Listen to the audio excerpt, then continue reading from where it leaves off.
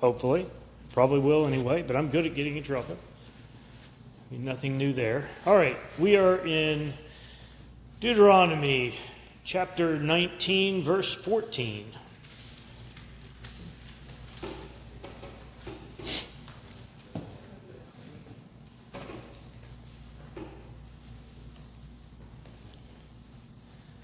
Okay. You shall not move your neighbor's boundary marker, which the ancestors have set in your inheritance, which you will inherit in the land that the Lord your God gives to you to possess. A single witness shall not rise up against a man on account of any iniquity or any sin which he has committed. On the evidence of 2 or 3 witnesses, a matter shall be confirmed. Now, take these 2 things. So, you almost feel like it's out of place, but Moses is trying to get out all kinds of small and large details to the people before they go in and start their battles to take over the promised land. Now, with the boundary markers, you move somebody's boundary line, that's theft, right? I mean, we still have issues to deal with that today. It happens regularly. And landmarks change for what we use. Sometimes if you go back far enough, you look at a description of land, it says, and one of my neighbors had this at my last property. It came out and said he had managed somehow, because the creek had moved over time, because the boundary marker for him was this creek. Well, the creek moved of its own accord over 100 years from the original description of the property. Usually, creek is the boundary. But because his had moved, he actually owned onto the other side of the creek by a few feet. So he owned the whole thing, which I don't think pleased one of his neighbors that liked to have his cows out there. But the reality is, he didn't move the creek. But that does happen. So you got to watch what you make. But here, their boundary markers, usually they were setting up stones or something like that. So it was easy for somebody to move it. And that's something you have to worry about. In subdivisions, people always have to worry about, oh, I'm going to put up a fence. Well, are you putting it on the property line, or are you going to put it 6 inches to your side so that none of it's on their property? Because you can, people get all kinds of testy in subdivisions about stuff like that. Out in the country, you can kind of look at it and go, 6 feet here, 6 feet there, it's 100 acres. My wife and I have gone along and walked our property line as best we can. And in one section, because we've got a survey from ours, we own about 30, 40 feet on the other side of where the fence is. But I looked at it and went, I don't know how I'd put a fence over there. So guess what? This looks good right now. I'm not going to worry about it. But I've still got it marked down on the plat. But you don't want to be stealing from somebody. You don't want to go move a boundary marker. And, you know what? If every year I just move this another couple feet over, he's not going to know. And if you think that doesn't still happen today, oh, you're wrong. You are so wrong. Yeah, a few years ago, we had property on 64. We bought a house on 64 acres, and I had a survey. And I was reading the verbal description against the plat. Mm-hmm. And they made a mistake on the verbal description. It didn't match up. So I went down to the attorneys, who's going to remain unknown, and pointed this out to them. Right. We need to redo this. He said he wasn't going to do it, but 90% of the property in Dallas County was surveyed wrong.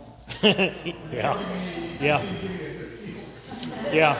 My property says I've got, I think, 135 acres. I don't. I've got 132.5. So I've got to go take my plat down there and they'll adjust it. But it's one of those, just give me your survey and we'll adjust it. That's all I need. But it's one of those, why do I have to prove it? You said I want to know where my other land is. You're charging me for it. It was a mistake there. So I asked the lady, I said, how do you change it? Well, the surveyor had to come back and redo it. So I went a couple of weeks later, and what he did was he just corrected it in one line. And I asked her, I said, can you do that? She jumped about 6 foot high and said, no, you can't. That's the thing. So watch out for that. As far as a single witness, how many times somebody accused somebody of something and you don't know if they're telling the truth. I mean, especially teachers, I'm sure, have to deal with this a lot. Especially if you're in elementary school. What happened? So he did it. He broke it. Really? Or did you break it and you just got to pawn the blame off somewhere else? Well, that really doesn't change as adults. We just get more complicated about it. But we still do it. People try to take things from people. Well, he hit my car. No, you hit his, and they're battling it out. It's why I have to have, for what I feel is my safety and my family's, we all have the dash cams in our vehicle. Why? Because then there's no question about what happened. I don't want to take that risk. So it's on evidence of one person, you can't be convicted.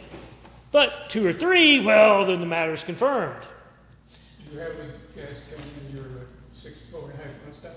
If I had a 64.5 Mustang, I don't have one. 65? Sure. So you got to be careful about who says what. Like Floyd says I got a 64.5, but I haven't heard a second yet saying I've got that. If a malicious witness rises up against a man to accuse him of wrongdoing, then both the men who have the dispute shall stand before the Lord, before the priests and judges who will be in office in those days. The judges shall investigate thoroughly. And if the witness is a false witness and he has accused his brother falsely, then you shall do to him just as he has done to his brother. Thus you shall purge the evil from among you. So what does he really mean?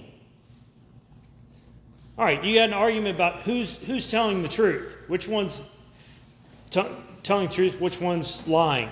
You go before a judge and investigate. That judge will investigate or send people out to investigate and figure out what really happened. What's the truth of the matter? And we do this today still, but you have to go out and figure out, again, which one's lying. That's why we have judges, is for this purpose. But if it turns out that he's lied about it, the guy that's accusing you has lied, oh, it's bad. Today, what happens if you lie in court? You're supposed to go to jail. Absolutely nothing happens to you today. Not a thing. I've got plenty of personal experience with this. Prove it for a judge. Nobody cares. They got to prove you lied first. Yeah, but once you prove it, it doesn't matter. And it was a deputy to get Yeah. primary line. Yeah. So, nothing happens because in our laws today, you can't charge someone with perjury. Only the prosecutor, only the DA can charge somebody with perjury. That's where this was set up so that the way God's showing it for us here is that the judge goes out and investigates and figures out what happened. And then he's told how to handle it. This gets to be the good part. So we're going to compare and contrast here today, as we always do. If he finds out that his brother has accused him falsely, then you shall do to him just as he had intended to do to his brother. So if he comes out and says, look, man, he sold me this car for $500 and he told me it was in great shape, nothing wrong with it. First off, no $500 car is in perfect shape. Buyer beware. But, so the side of that is, he's accusing his brother of something. His brother's saying, hey, I told him it's a $500 car, it's a beater, good luck, hope you make it home. So the judge makes that decision. So now that this has happened, basically, as the example I give anyway, he tried to rip him off with he's saying his brother ripped him off with this car he sold him. Nope, you know what? Your brother's going to keep the money and you're going to give him the car back. And he's keeping your money. Why? That's basically what he was trying to do for you. He's trying to get the money back for the car. And this is where we come up with the eye for an eye here in just a moment. And let me finish this thought though first. Thus you shall purge the evil from among you. Why? Because the idea is that when people see the punishment that is received for lying, no one else is going to want to do it. That's the whole purpose behind the punishment. That's why it's not supposed to be a slap on the wrist. Oh, you were trying to, steal from this guy? Well, no, the money you were going to steal from him, I'm going to give him that much from you, whether you like it or not. Everybody's going to say, well, I don't want to give up my stuff. Well, then don't lie about somebody. Don't lie about what happened. You're liable. You're responsible for that. Your actions have consequences. But the thing is, today, do we actually impose real penalties to keep people from doing something as what today they'd say is simple, as he just lied, or as a politician would say, I just misspoke. We call that a lie here in church land, but politicians just call it a misstatement. I misspoke. But this is something serious, and however you were trying to deceive or ruin someone should come back on you. And if that happened in our society today, we wouldn't have so many criminals and so many people in jail. People would see, hey, this is not going to work out well for me. I don't want any part of this. Now, that's how you purge the evil from among you, but we don't do that today. The rest will hear and be afraid and will never again do such an evil thing among you. The whole idea is learn from it. See what happened to somebody else. This could happen to you. Thus you shall not show pity. Life for life, eye for eye, tooth for tooth, hand for hand, foot for foot. Now, two things here. Two kind of big things, really. You shall not show pity. What does it mean? Why are they being told you shall not show pity? Well, they have to point out here it falls over. So basically Moses is just reiterating the laws that God expects you to follow. And if you're going to start being lenient and get away from the covenant, basically, right, then you supersede everything. Well, the thing is, people feel sorry for somebody. Well, I feel sorry for you for doing X. I don't think the punishment should be that bad. It's having pity on somebody. Well, God's saying, no, you're not going to have pity on. That's very interesting you brought that up. At our church in last time in Lewisburg, some people were caught. They broke in our office and stole $2,000 in some computers. And they'd broken in, done Central and Oak Memorial, and so we went up there to the DA, and he first thing he asked me, he said, "Are you going to be one of these church people that's feeling sorry for?" Right. I said, "Probably." And he said, "That don't work up here." Yeah. It's really funny. Yeah. Well, but that's how it is. A lot of people. And this even comes down to juries. If you're on a jury, you've got either 6 or 12 people on a jury, and you usually have a spare or two pending. And that way, if somebody gets kicked off the jury, you've still got your appropriate number of people. But some people say, well, I don't feel it's right to do that, to punish them this way. Well, that's not what you're there for as a jury. And as a judge, you shouldn't be there for that, because we're talking about a judge. In this case today, we use juries to determine that more than judges. But my point being, a judge is supposed to do just that. Judge, make a decision based on what God's law is. I mean, that's what we're shown here. It's God's law. It doesn't matter what you think. That's one thing that so many people, even so many Christians, forget about. They forget that it's about what God wants, not about what they want. Well, I think that's too harsh a punishment. Well, it doesn't really matter.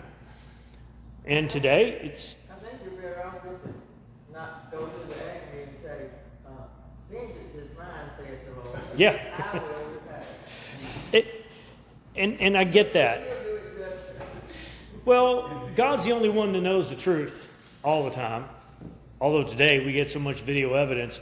It always kills me when you see it on TV. You say, well, the accused said this. Here's the video of the accused killing somebody, but he's only accused. He's not guilty yet. Say, what do you mean? You've got it on video where he shot and killed 3 people, and you're telling me we've got to wait for the court? I don't need to wait for the court. Well, that's one of those, the trick is 5 minutes beforehand with those 3 people he just killed, beating the crap out of him and beating his wife and his daughter. All of a sudden, I'm on his side now. You do have to get all the facts. Because, I mean, sometimes the jury lets people off for things that I don't really blame them. I couldn't hold somebody guilty for murder when they murdered somebody that was attacking their kid. Sorry, depending on what they're doing. You know, a lot of the politicians will say, I didn't say that, I didn't say that. Then they roll the tape of them saying it. I'm like, if you're going to Yeah. say you didn't say it, don't let somebody back it up with the tape. That's pretty dumb. Yeah. That's the world we live in. I didn't say that. Yeah. I see that a lot. If you don't say you didn't say it, don't let it be on tape. Yep. I think the second part of that is that Yeah. it puts a standard if you don't over punish for something. You gotta. Correct. You gotta keep everything in perspective of what the crime was. A lot of people they don't want justice, they want vengeance. True. And I think that's And what the second part. That's why the whole vengeance is mine, saith the Lord. It's not ours. But they're just trying to make it even. That's why he's stating this. It's not about being cruel or overly punishing, like you said. It's just about being fair. And if you do this to somebody, expect it to be done to you. Treat others as you want to be treated, right? I mean, that. A lot of people use that last part of that to justify. Yeah. You know, God says an eye for an eye. Right. Well, Get it out of perspective. but a lot of the problem with it is we're talking about Old Testament pre-Christ. Once Christ comes, the rules kind of change. It's not an eye for an eye anymore. It's that whoever's without sin, throw the first stone. Because, correct me if I'm wrong, adultery was still illegal when Christ was there, right? That's why he was telling them, they're ready to stone this woman. But he says, okay, no problem, I get your point. Whoever's without sin, you go first. He was the only one that could start it. And he wasn't about to. It wasn't that adultery was right. It was about the murder. And again, forgiveness. It was a different, it changed the tone of things. So you always have to look and always remember when you're reading the Old Testament versus New, different rules apply. Just the reality. Things were a lot harsher here. I mean, here, well, I don't know if we'll get to it today or next week, but we will get very shortly to a point where basically it says if you were from certain, like if you were a Hittite, I don't care if it's 10 generations removed, you can never come into a Jewish synagogue, ever. Well, don't care. We'll explain when we get to that. But the point is, that time there were some people, I don't care what you do, you're never going to be acceptable in Yahweh's sight. Don't care who you are. Never. 10 generations from now. No. Don't care. Thankfully, some of us have, probably a lot of us have some of that blood in us at this point, but thankfully that doesn't apply to us anymore thanks to Christ. Well, you know, back then the sacrifices were just covered over. Right. The Christ sacrifice. Yeah. Big difference. The only perfect lamb. Okay. When you go out to battle against your enemies and see horses and chariots and people more numerous than you, do not be afraid of them. For the Lord your God, who brought you out of the land of Egypt, is with you. When you are approaching the battle, the priest shall come near and speak to the people. He shall say to them, Hear, O Israel, you are approaching the battle against your enemies today.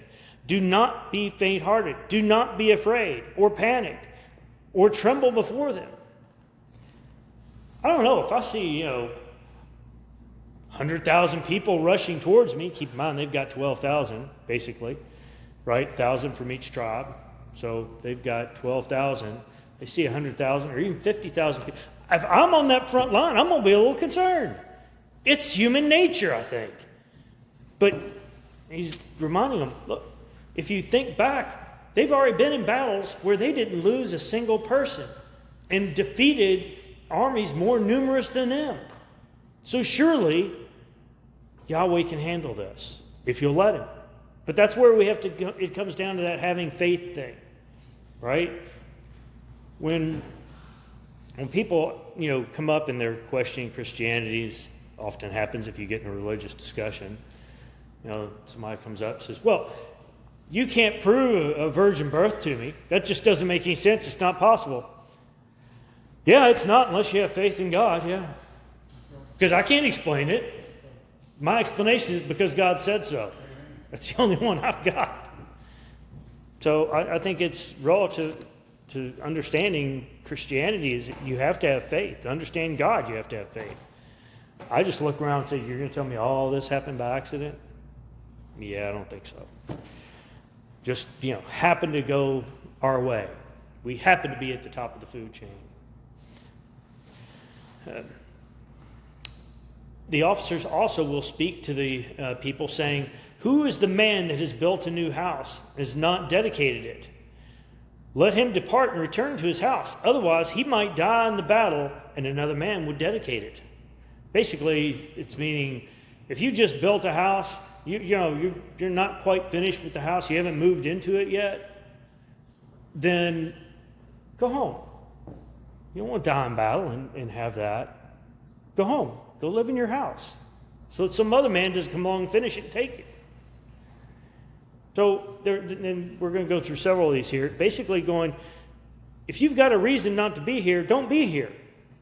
My study Bible says that if you've got a reason not to be here, that's okay. God will take care of it. Yeah, So but don't worry that's... about that. Yeah. 1 or 2 or 10. Yeah, it doesn't matter.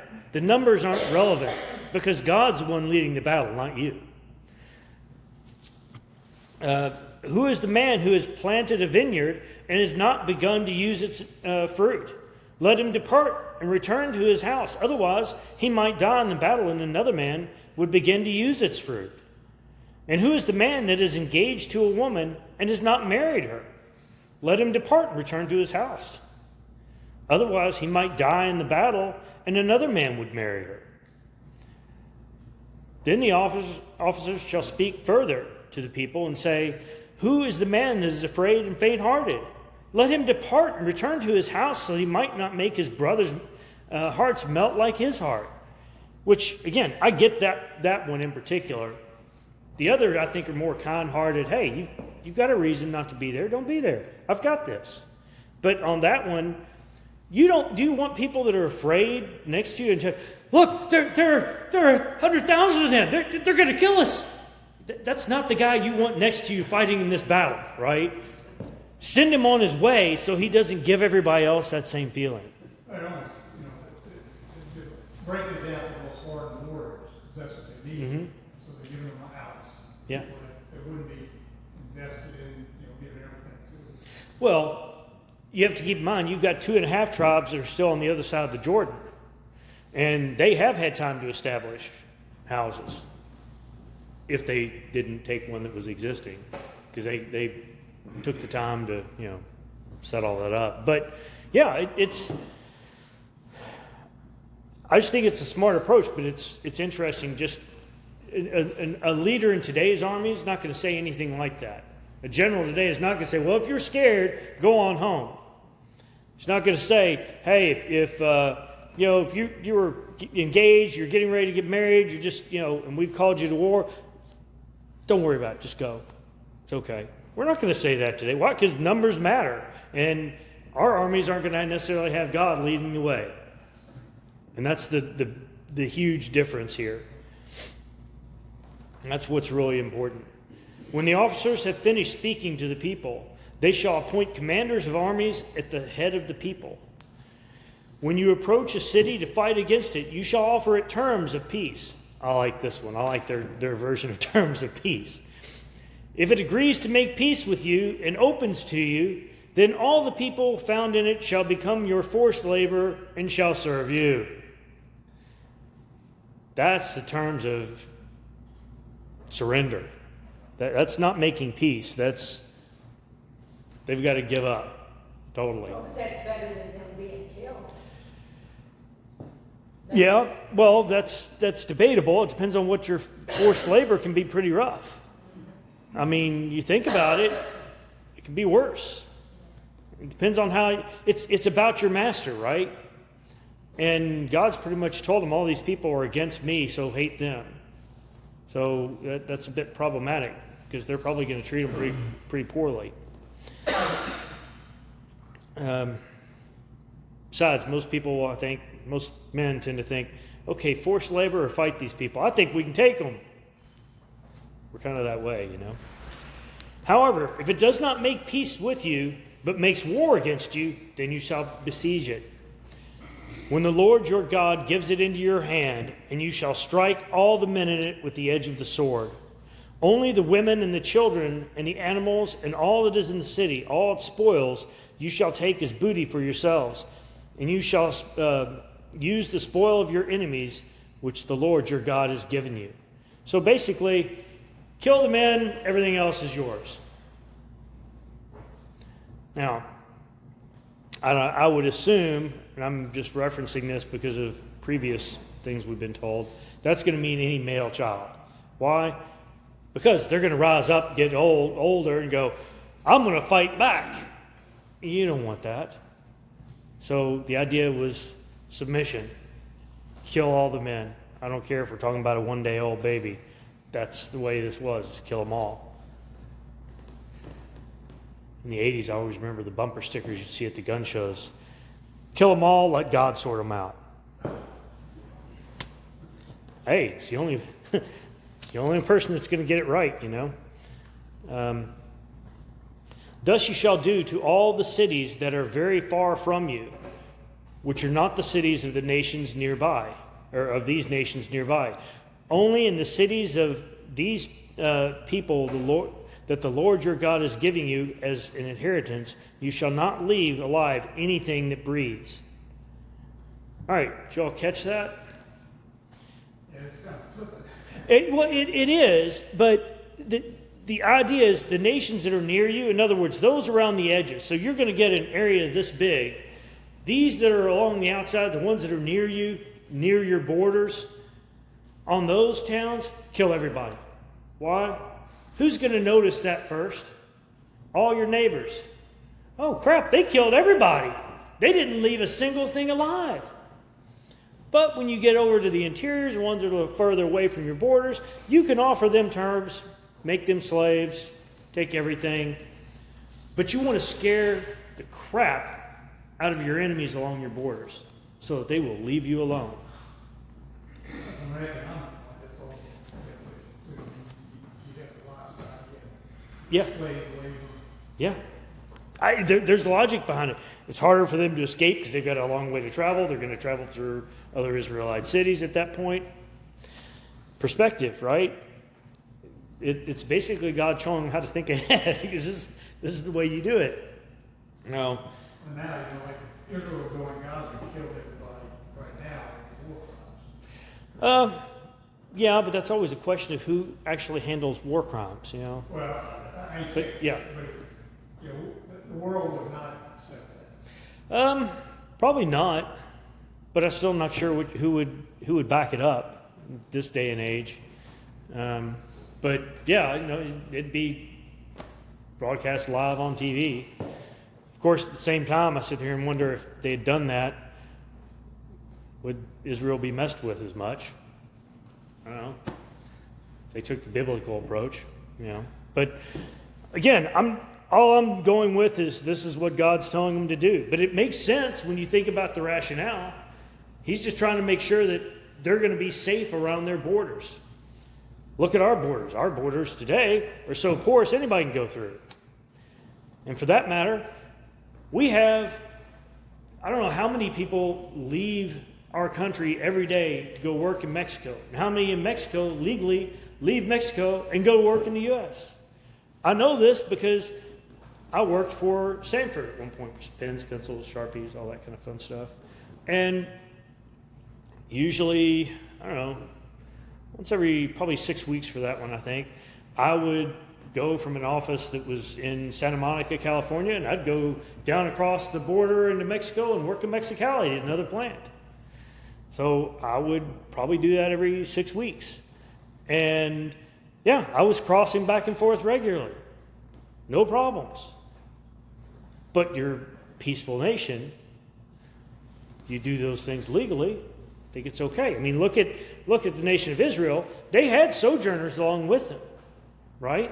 They had other people that were not Israelites with them, and that was okay as long as they followed the Israelites' rule. They weren't slaves.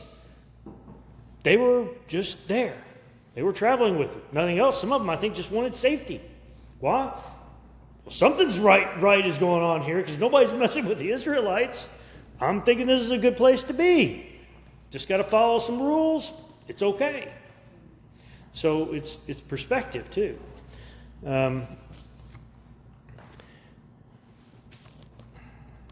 Okay, so, but you shall utterly destroy them, the Hittite and the Amorite, the Canaanite, the Perizzite, the Hivite, and the Jebusite, as the Lord your God has commanded you, so that they may not teach you to do according to their detestable things which they have done for their gods, so that you would sin against the Lord your God.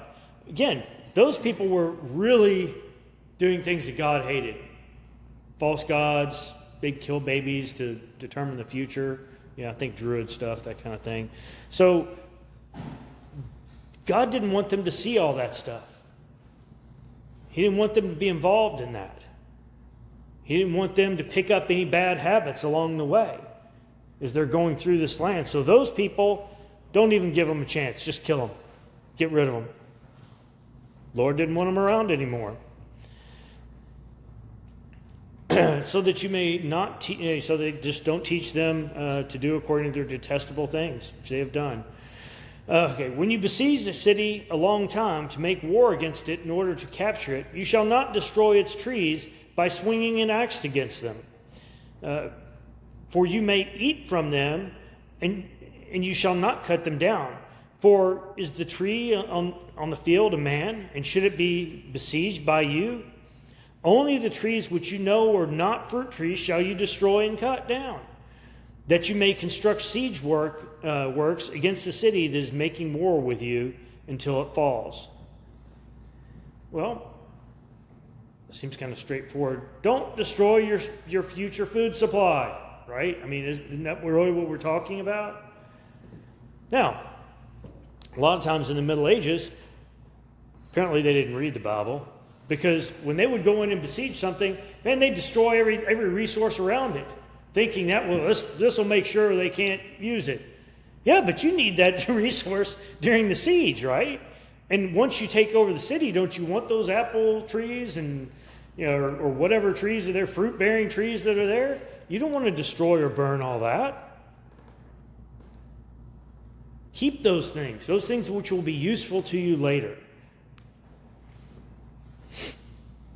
If a slain person is found lying in the open country in the land which the Lord your God gives you to possess, and it is not known who has struck him, then your elders and your judges shall go out and measure the distance to the cities which are around the slain one. It shall be that the city which is nearest to the slain man, that is, the elders of that city, shall take a heifer of the herd which has not been worked, and which is not pulled in a yoke, and the elders of that city shall bring the heifer down to a valley with running water, which has not been plowed or sown, and shall break the heifer's neck there in the valley. Sound pretty strange so far. Let's get the backstory right here. Okay, somebody discovers a dead body in the middle of a field. You look around, I don't know who killed this person. But now we're not talking about during war. We're talking about once they're in the promised land and it's theirs. You go find somebody dead in the middle of the field, the skull bashed in. You know somebody killed him. It didn't just accidentally happen. He didn't drop dead of a heart attack. Half his head's bashed in. If you find that man, this is where this is what they're supposed to do. Basically asking for forgiveness of whoever did this. Nobody wants to be held accountable. Yahweh's giving them a way to not be held accountable, not be in trouble, basically. That's where he's coming into, okay, look for the nearest city from that location. Because the assumption is that's probably where the murderer came from, nearest city. Based on that, okay, get those elders, come out, take this calf, or a heifer and take it down in a valley that's not been plowed, not been used, and break the neck of the heifer. Then the priests, the sons of Levi, shall come near, for the Lord your God has chosen them to serve him and to bless in the name of the Lord. And every dispute and every assault shall be settled by them. All the elders of the city that is nearest to the slain man shall wash their hands over the heifer whose neck was broken in the valley. And they shall answer and say, Our hands did not shed this blood, nor did our eyes see it. Forgive your people, Israel, whom you have redeemed, O Lord, and do not place the guilt of innocent blood in the midst of your people Israel, and the blood guiltiness shall be forgiven them. So you shall remove the guilt of innocent blood from your midst when you do what is right in the eyes of the Lord. So basically just giving them direction. Look, if this happens, somebody's going to be held responsible if you don't ask for forgiveness. And the elders are in charge. You're saying nobody's seen this, nobody knows what happened. So here's what we're going to do about that. And this is how you're going to ask for forgiveness so that I don't hold somebody accountable. So that's just, that's his plan. And again, it's one of those, why do we do it that way? Or why are they supposed to do it that way? Because God said so. I don't have a better answer for that. But look at what all they're doing. They're talking about a heifer. So heifer, young cow hasn't been bred, hasn't had a child yet. Then you're looking at going down a valley, it hasn't been plowed or sown. You're talking about things that are undesecrated by man so far, right? I mean, that's really what it's getting down to. Trying to do the perfection thing and give the best. So that's what they're talking about here. When you go out to battle against your enemies, and the Lord your God delivers them into your hands, and you take them away captive, and see among the captive a beautiful woman, and have a desire for her, and would take her as a wife for yourself, then you shall bring her home to your house, and you shall and she shall shave her head and trim her nails. She shall also remove the clothing of her captivity, and shall remain in your house, and mourn her father and mother for a month. And after that, you may go into her and be her husband, and she may be your wife. Hey, this is what happened. I'm just reading here. You don't have to like it. This is how it was. People don't like to hear it, especially today. You get feminists who go nuts over reading the Bible. But reality is, this is how it was. It doesn't have to mean you like it. This is just reality. It shall be, if you are not pleased with her, then you shall let her go wherever she wishes, but you shall certainly not sell her for money. You shall not mistreat her, because you have humbled her. Basically, look, if you're taking this girl to be your wife, you're taking her virginity, and then you decide you don't like her, it's too late. You got to let her go. You can't go try to make some money off of her or do something else. It doesn't work like that. I would like somebody to trim my nails. No, she has to trim her nails. She has to trim her nails, and she has to trim or shave her head. I guess the other thing is, okay, she said you've got her head shaved. Does she still look good to you? Man, if your wife her head looked like mine, would you be attracted to that? I'm just asking the questions here. Because God said so. It's the only answer I have. I don't think it made them more appealing. Yes, ma'am. The study Bible says it was a symbol of leaving the old life and starting new. Well, that's also part of the, getting rid of her clothes from her clan, basically. So she's, nope, the old ways are gone, you're starting over. Yeah, that's why she was given time to mourn her parents. Yeah. Just so she had a break off. Yeah. Hopefully time to acclimate to her new environment, too, because she's going to need it. Yeah, weird setup, but that's the way it is. If a man has two wives, let me interject here, he's a fool. Now we'll continue. If a man has two wives, the one loved and the other unloved, And both the loved and unloved have borne him sons. If the firstborn son belongs to the unloved, then it shall be in the day he wills what he has to his sons. He cannot make the son of the loved the firstborn before the son of the unloved, who is the firstborn.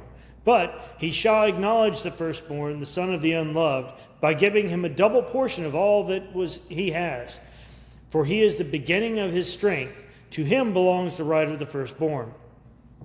In other words, don't try to snub the kid because, well, yeah, he's my firstborn, but I don't really like his mother.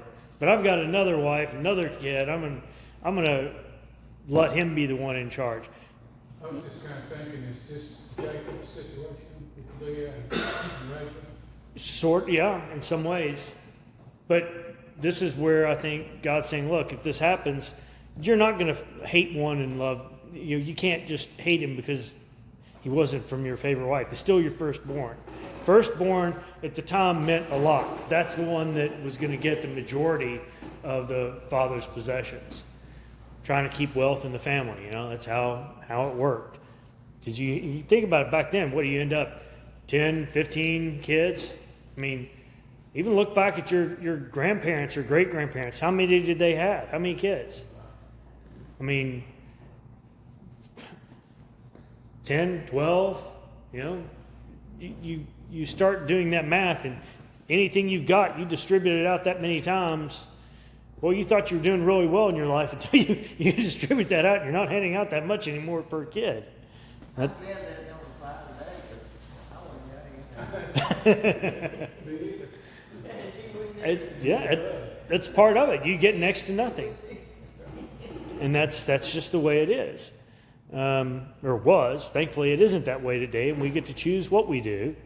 But to them, it was very important to keep on the line, to keep on that. The firstborn son was very important. Remember, the firstborn son was getting the blessing. The firstborn son was getting the majority of not everything, but the majority of the wealth of the father. And yes, I said wealth of the father because women weren't getting squat. That's just reality. That's how it worked. Hopefully, the son that firstborn is from you if the guy's got 2 wives, because then he's going to take care of you. Otherwise, your son best go get a job and get to it, because that's the way it was supposed to be, is that the son, the son was supposed to take care of the mother, period. That's how it worked. Today, the government shall take care of us all, right? Yeah, no. But that's what Social Security is. That's supposedly what that's for. Although what it was designed for initially was what? Just to make sure you didn't starve. Just to make sure you could exist. Not to make sure you could live well and have a nice brand new iPhone.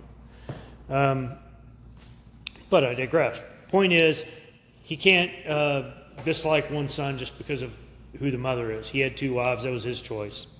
So he's got to live within his new setup, if you will. All right. Well, I would say that's a reasonable spot for us to stop today. So we will pick up. Hang on. Picking up on 18. Rebellious children will not like this part of the lesson. Trust me.